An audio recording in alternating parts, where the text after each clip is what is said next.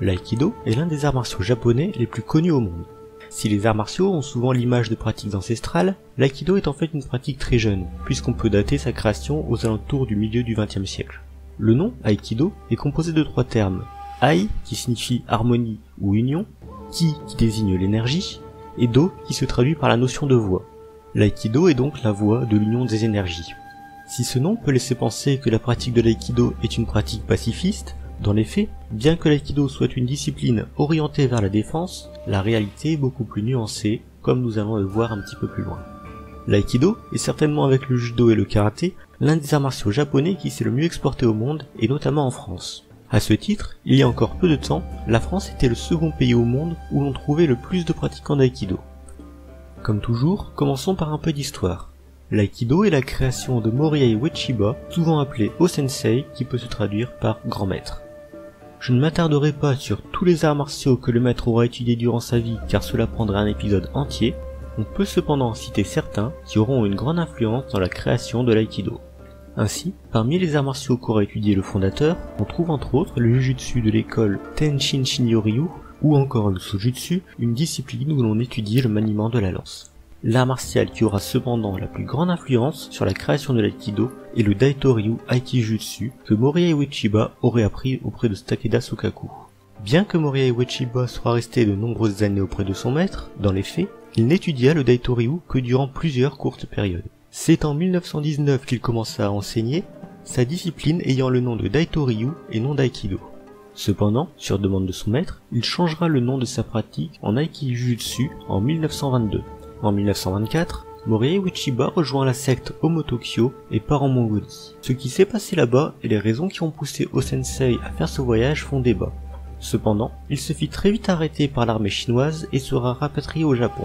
De retour au Japon, il continuera à faire évoluer son art martial qui prendra par la suite le nom d'Aikibudo en 1930 pour finir par prendre le nom d'Aikido quelques années plus tard. L'histoire de l'aïkido est avant tout l'histoire d'un succès rapide, et pour bien comprendre ça, il faut revenir quelques années en arrière. Dès les années 20, Morihei Ueshiba était déjà un pratiquant d'arts martiaux reconnu dans tout le Japon. À partir des années 1930, il recevra le soutien de Jigoro Kano, le fondateur du judo, qui fut l'un des hommes les plus influents de l'histoire des arts martiaux japonais. Si on avance souvent que Morihei Ueshiba était un pacifiste et humaniste convaincu, ce n'était pas le cas au début de sa pratique et le maître possédait une part d'ombre. En effet, à l'époque, il entretenait des liens très étroits avec certaines branches ultranationalistes du Japon et participera à l'effort de guerre en enseignant notamment à la Kempentai ainsi qu'à diverses branches de l'armée japonaise. Pour ceux qui ne la connaîtraient pas, la Kempentai est une branche de la police militaire japonaise, parfois comparée à la Gestapo, accusée de plusieurs crimes de guerre et crimes contre l'humanité. L'année 1941 marquera un tournant dans le développement de l'aïkido, puisque non seulement son fondateur sera amené à présenter son art martial devant l'empereur, mais c'est aussi durant cette année qu'il prendra ses distances avec les autorités japonaises. Le terme Aikido, lui, sera créé un an plus tard, en 1942. Suite à la défaite du Japon en 1945, les autorités américaines firent interdire la pratique des arts martiaux, jugeant que ces derniers avaient participé au développement de l'esprit militariste et expansionniste du Japon. Cependant, la pratique de l'aïkido sera très vite autorisée, et ce dès 1948.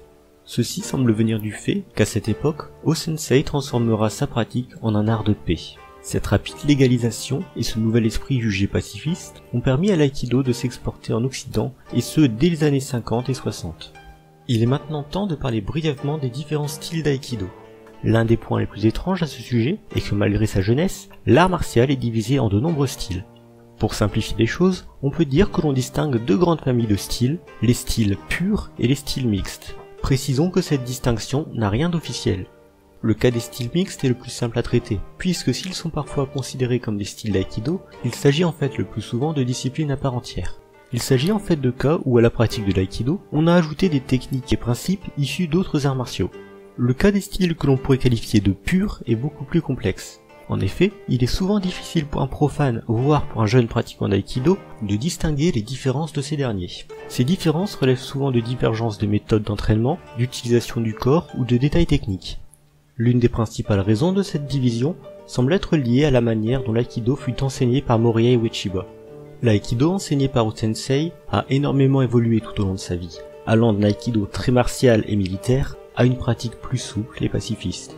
Quand ses élèves se mirent à enseigner, ils enseignèrent l'aïkido tel qu'ils l'avaient reçu de leur maître. Ceci entraîna la création de nombreux styles d'aïkido, dont plusieurs aujourd'hui se prétendent être l'aïkido véritable du fondateur. De manière plus récente, d'autres styles se sont créés dans le but de redonner à l'aïkido un aspect plus martial et ancré dans la réalité du monde moderne. Concernant maintenant la pratique de l'aïkido, ce dernier se caractérise par des mouvements souvent circulaires, bien que ce ne soit pas le cas dans tous les styles, et par une grande importance donnée à la souplesse et à la fluidité. Une grande partie des techniques repose sur le fait d'agir sur les articulations de l'adversaire pour le mettre hors de combat. Concernant ce panel technique, l'aïkido repose principalement sur l'étude des nagewaza, ou techniques de projection dont le but est de faire chuter l'adversaire, les katamewaza, ou techniques de contrôle qui sont des immobilisations, les atemiwaza qui sont des techniques de frappe, et enfin les ukemiwaza qui sont les techniques de chute. A noter que contrairement au judo, lors de l'exécution d'une chute d'aïkido, le pratiquant doit apprendre à se relever immédiatement pour pouvoir faire face à un autre adversaire. Pour ce qui est du travail des armes, on trouve principalement 3 armes étudiées en aïkido, le bâton jo, le sabre tachi et le couteau tanto. A noter que l'importance donnée à ce travail changera radicalement d'un style à l'autre. Ainsi, si dans certains styles les armes sont étudiées dès les premiers cours, dans d'autres cas, leur pratique est réservée aux élèves d'un niveau avancé. Pour ce qui est des formes de travail, on en trouve 3 principales en aïkido. Le premier type d'exercice est l'étude des techniques de base face à un adversaire. Lors de ce travail, on répète de très nombreuses fois une même technique à droite et à gauche. Ces nombreuses répétitions ont pour but d'intégrer les nombreuses subtilités de la technique, mais aussi de rendre son usage naturel. L'une des particularités de l'aïkido est que les techniques sont autant étudiées pour faire face à un adversaire debout qu'à genoux. Ce type de travail commence avant tout par l'étude des shiko, une forme de déplacement à genoux propre à l'aïkido et au daito-ryu. Une fois les techniques de base intégrées, le pratiquant sera amené à étudier en technique libre ou jiuwaza. Lors de ce travail, le pratiquant doit faire face à un adversaire qui l'attaque sans relâche et se relève instantanément après avoir chuté. Ce type de travail est particulièrement éprouvant mais permet de développer les réflexes. Petit détail terminologique, en aïkido, celui qui effectue la technique est appelé tori et celui qui subit la technique est appelé uke. On retrouve cette terminologie dans de très nombreux autres arts martiaux japonais.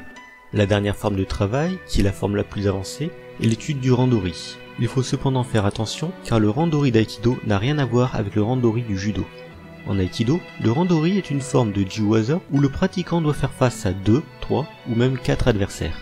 C'est un exercice particulièrement difficile car les attaques proviennent de plusieurs angles différents et ce de manière simultanée. Le randori est particulièrement bénéfique pour l'étude des déplacements ainsi que pour le travail de la vision périphérique et la gestion du stress. Avant de finir cet épisode, un dernier point mérite d'être abordé et c'est celui de l'efficacité de l'aïkido. En effet, dès lors que l'on fait des recherches sur l'aïkido, on trouve de nombreuses personnes affirmant que l'aïkido n'est pas efficace face à une agression.